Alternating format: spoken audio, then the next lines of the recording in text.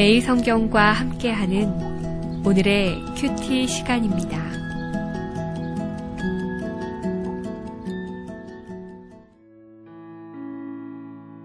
(5월 18일) 오늘의 말씀은 이사야 34장 1절에서 17절까지의 말씀입니다.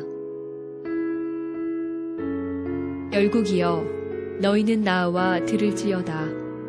민족들이여 귀를 기울일지어다.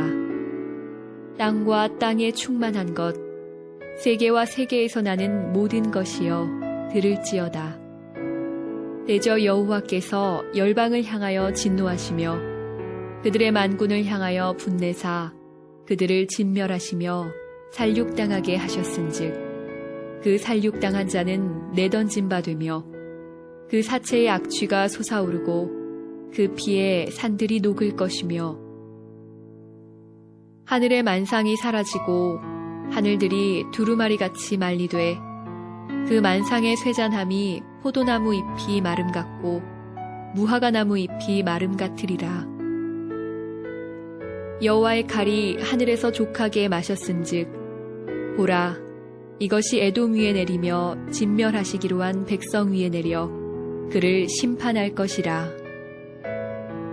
여호와의 칼이 피, 곧 어린 양과 염소의 피에 만족하고 기름, 곧 순양의 콩팥 기름으로 윤택하니 이는 여호와를 위한 희생이 보스라에 있고 큰 살육이 에돔 땅에 있음이라. 들소와 송아지와 수소가 함께 도살장에 내려가니 그들의 땅이 피에 취하며 흙이 기름으로 윤택하리라. 이것은 여호와께서 보복하시는 날이요 시온의 송사를 위하여 신원하시는 해라. 에돔의 시내들은 변하여 역청이 되고 그 티끌은 유황이 되고 그 땅은 불붙는 역청이 되며 낮에나 밤에나 꺼지지 아니하고 그 연기가 끊임없이 떠오를 것이며 세세에 황무하여 그리로 지날 자가 영영이 없겠고 당아새와 고슴도치가 그 땅을 차지하며 부엉이와 까마귀가 거기에 살 것이라.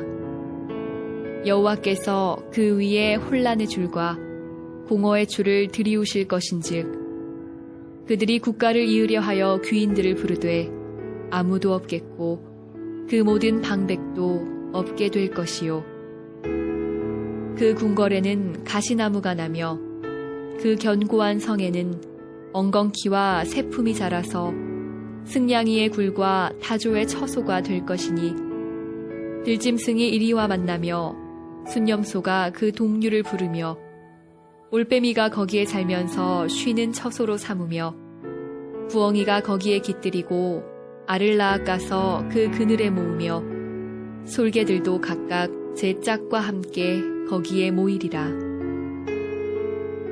너희는 여호와의 책에서 찾아 읽어보라. 이것들 가운데서 빠진 것이 하나도 없고 제 짝이 없는 것이 없으리니 이는 여호와의 입이 이를 명령하셨고 그의 영이 이것들을 모으셨음이라. 여호와께서 그것들을 위하여 제비를 뽑으시며 그의 손으로 줄을 띄어 그 땅을 그것들에게 나누어 주셨으니 그들이 영원히 차지하며 대대로 거기에 살리라. 안녕하세요. 주의 말씀을 사모하는 성도님들에게 하나님이 허락하시는 은혜와 회복의 역사가 있기를 주님의 이름으로 축복합니다. 남유다는 아수르의 침공을 받게 되면서 큰 어려움에 봉착했습니다. 유다는 애굽에게 도움을 청하면서 그 난국을 해결해 보려고 했죠. 그러나 그 과정에서 하나님을 전혀 염두에 두지 않았기 때문에 하나님의 질책을 받았습니다. 다른 강대국의 힘을 빌려서 아수르를 견제하려고 했기에 그 모든 나라를 다스리시는 하나님, 그 하나님을 바라보는 시선을 잃어버린 것이죠. 오늘 본문에서 하나님은 아수르와 애굽을 포함한 모든 열국들에 대한 심판을 선언하고 있습니다. 1절과 3절의 말씀입니다. 열국이여 너희는 나와 들을지어다. 민족들이여 귀를 기울일지어다. 땅과 땅에 충만한 것, 세계와 세계에서 나는 모든 것들이여 들을지어다. 대저 여호와께서 열방을 향하여 진노하시며 그들의 만군을 향하여 분내사 그들을 진멸하시며 사륙당하게 하셨은즉. 하나님의 입장에서는 유다를 침공했던 아수르나 유다가 도움을 입으려 했던 애굽이나 다 하나님의 진노와 심판을 피할 수 없었던 나라였습니다. 하나님 대신 그런 나라들을 의지했던 유다 역시 그 열방들과 함께 수치를 당하게 될 위기에 처한 것이죠. 하나님은 열국 중에서 특히 에돔에 대한 심판을 말씀하셨습니다. 5절입니다. 여호와의 칼이 하늘에서 족하게 마셨은즉 보라 이것이 에돔 위에 내리며 진멸하시기로 한 백성 위에 내려 그를 심판할 것이라. 왜 여호와의 칼로 대표되는 하나님의 심판은 에돔을 향했을까요? 에돔은 이스라엘의 형제 나라입니다. 이삭의 첫 아들이고 야곱의 형 에서가 세운 나라입니다. 이스라엘이 출애굽하여 가나안 땅으로 들어올 때 하나님은 이스라엘로 하여금 에돔의 경계를 지나가지 말라고 하셨을 만큼 형제국으로서의 지위가 있었던 나라입니다. 그런데 이제 열국 심판의 샘플처럼 여호와의 칼이 에돔을 향하게 되었으니 얼마나 안타까운 일입니까? 게다가 에돔에 대한 심판은 정당하며 회복이 불가능할 정도로의 철저한 심판이 있을 것을 경고하고 계십니다. 사랑하는 성도님, 저는 오늘 이 말씀을 보면서 하나님에 대한 경외, 두려움의 마음을 가져봅니다.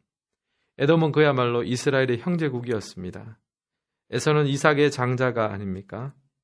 그러나 그는 오늘 하나님의 심판 속에서 더 이상 이스라엘의 형제국으로 불리지 않습니다.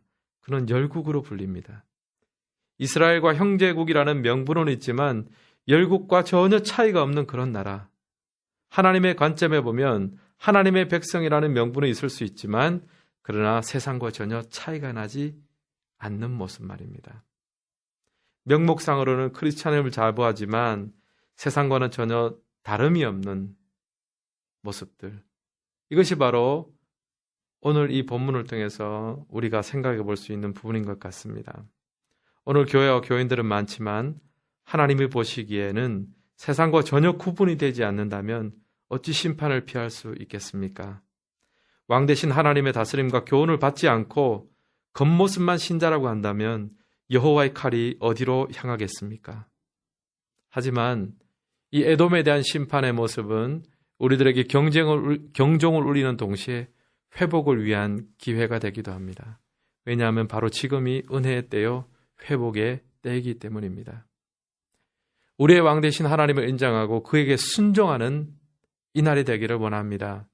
그래서 명목상의 하나님의 백성, 하나님의 교회가 아니라 그래서 하나님의 눈에 세상과 전혀 구분이 되지 않는 그런 심판의 대상이 아니라 나는 죽고 우리 안에 예수가 사는 하나님의 왕 대신 그 다스림에 순종하는 하나님의 백성으로의 삶이 새롭게 회복되는 그러한 은혜의 날 되기를 주님의 이름으로 축복합니다. 기도하겠습니다. 하나님, 우리를 긍휼히 여겨 주옵소서. 에돔의 심판을 통해 우리 자신의 교훈을 얻기 원합니다. 왕 대신 주님 앞에 우리의 모든 모습을 내려놓기 원합니다. 우리 스스로가 우리 인생의 주인이 아니라 예수님께서 우리를 다스려 주옵소서. 명목상 그리스도인이 아니라 예수님 아니면 살 수 없는 심령의 가난함을 허락하여 주시옵소서. 그러한 회복과 은혜가 있는 날 되게 하여 주옵소서. 예수님의 이름으로 기도드립니다. 아멘.